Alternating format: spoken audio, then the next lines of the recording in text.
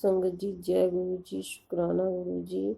ओम नमः शिवाय, शिव जी सदा सहाय। ओम नमः शिवाय, गुरु जी सदा सहाय। ओम नमः शिवाय, शिव जी सदा सहाय। ओम नमः शिवाय, गुरु जी सदा सहाय। संगत जी आज मैं अपने गुरु जी को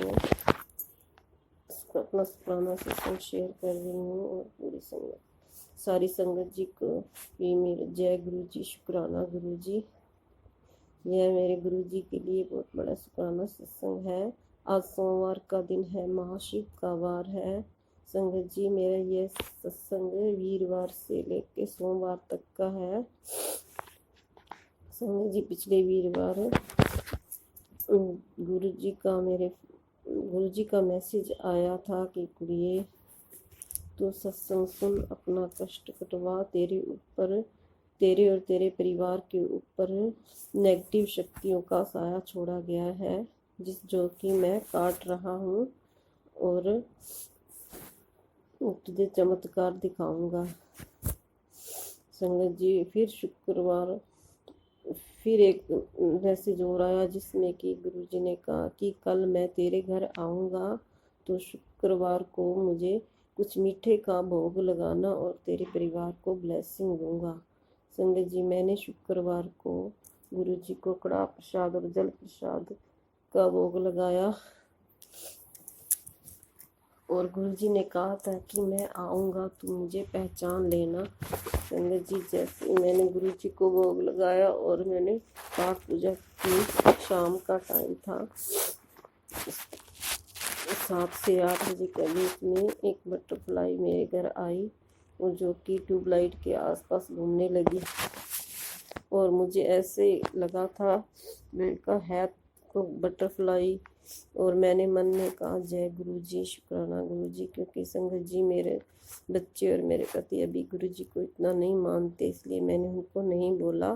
फिर अगले दिन शनिवार का, जिस दिन शीतला अष्टमी थी, शनिवार का दिन था, फिर से गुरु जी का मैसेज आया कि कुड़िए तेरे ऊपर 3 दिन भारी है, तेरे परिवार की तरफ संकट बहुत तेजी से आ रहा है, तू सत्संग सुन और अपना कष्ट कटवा ले।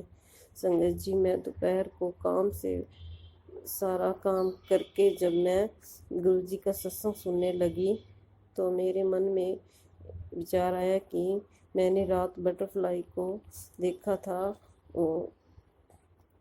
जो कि गुरु जी के रूप में मेरे घर आई है, और मेरे मन में आया कि गुरु जी अगर आप मेरे घर में ही हो तो आप कहाँ हो, मुझे दर्शन दो। संगत जी मैं सत्संग सुन ही रही थी, इतने में जिस रूम में मैं बैठी थी वही बटरफ्लाई मेरे बेड के पास खिड़की पर आकर बैठ गई। और संगत जी वह बटरफ्लाई इतनी सुंदर थी, वाइट कलर की बटरफ्लाई जिसमें कि बारीक बारीक डॉट्स, और जब उसने अपने पंख फैलाए तो उसमें बहुत ही सुंदर डिजाइन भी था। मैं बहुत खुश हुई और गुरुजी को शुक्राना किया, जय गुरुजी। मैंने कहा जय गुरुजी, जय शुक्राना गुरुजी। वह बटरफ्लाई काफ़ी देर तक, लगभग 2 घंटे वह वहाँ बैठी रही और मैं भी सत्संग सुन रही थी। संगत जी फिर मैंने शाम का काम किया और रात को जब फिर से अपने रूम में आई और टीवी देखने लगी तो वह बटरफ्लाई फिर से मेरे सामने आई और वह टीवी पर बैठ गई। 5-7 मिनट वह टीवी पर बैठी रही। उसके बाद वह, संगत जी मुझे एक ना आदत है, मैं जब भी टीवी देखती हूँ लेट के ही देखती हूँ। मैं लेटी हुई थी, मेरे हस्बैंड भी बैठे थे और मेरा बेटा भी था, और वह बटरफ्लाई एकदम से टीवी से उठी और उड़ने लगी। वह मेरे ऊपर उसने एक चक्कर मेरे ऊपर लगाया और मेरे ऊपर बैठ गई, मेरे दुपट्टे पे बैठ गई और अचानक से वह नीचे की तरफ चली गई। संगत जी मैंने सोचा कि यहीं कहीं होगी। मैंने वो पूरी रात फिर ध्यान नहीं दिया। संगत जी अगली सुबह संडे को मैं सारा दिन सोचती रही कि मेरे घर गुरुजी थे, पता नहीं आज दिखाई नहीं दे रहे, वह बटरफ्लाई मुझे दिखाई नहीं दी। संगत जी पूरा दिन संडे का भी निकल गया और आज सोमवार का दिन है और मैंने देखा कि बेड के नीचे कुछ वाइट वाइट दिखाई दे रहा है। बेड के नीचे कुछ वाइट वाइट दिखाई रहा है। संगत जी मैंने दूर से देखा, मेरे मन में आया कि मैं इसको उठाकर देखती हूँ। संगत जी मैंने जब उसे उठाया तो वह वही बटरफ्लाई थी जो कि मरी पड़ी थी। संगत जी मुझे इतना दुख हुआ, मैंने कहा इतनी सुंदर बटरफ्लाई थी, गुरुजी ने न जाने कौन सा इतना भयंकर कष्ट अपने ऊपर ले लिया। इसके लिए मैं गुरुजी से माफ़ी मांगती हूँ कि मेरा कष्ट गुरुजी को अपने ऊपर लेना पड़ा, और गुरुजी का शुक्राना भी करती हूँ कि इस गुरुजी ने जरूर मेरा कोई बहुत बड़ा संकट काटा है। संगत जी जय गुरुजी, शुक्राना गुरुजी। संगत जी मेरा एक शुक्राना सत्संग और है जो कि शनिवार का ही है। संगत जी गुरुजी के कई दिनों से मैसेज आ रहे थे कि ये तेरे ऊपर जिसने भी तांत्रिक क्रिया की है, तुझे कष्ट दे रहे हैं, जो तेरे घर में क्लेश करवा रहे हैं, मैं उनको कड़ा दंड दूंगा और उनके सपनों को जलाकर राख कर दूंगा। संगत जी जब मैं शनिवार की रात को सो रही थी और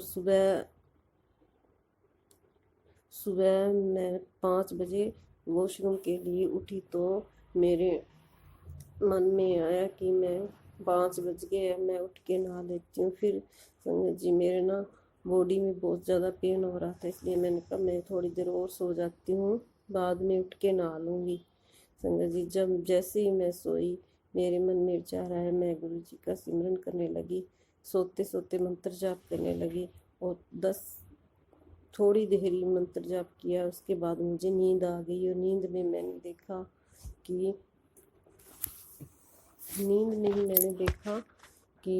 मेरे ना संगत जी जब मुझे ना मैं पीरियड्स में होती हूँ तो मेरे पति पूजा पाठ करते हैं, और उस दिन शनिवार को मुझे पीरियड्स थे और मैंने ड्रीम में भी यही देखा कि मेरे हस्बैंड सुबह 5 बजे और 6 बजे के बीच पूजा पाठ कर रहे हैं और मेरे ससुराल वाले भी साथ में बैठे हैं और मैं भी बैठी हूँ। और संगत जी मैं अपने पति को बोल रही हूँ कि माता रानी के स्वरूप में आग लग गई, आप देखो क्या कर रहे हो, आप आज इतनी जल्दी पूजा पाठ कैसे कर रहे हो।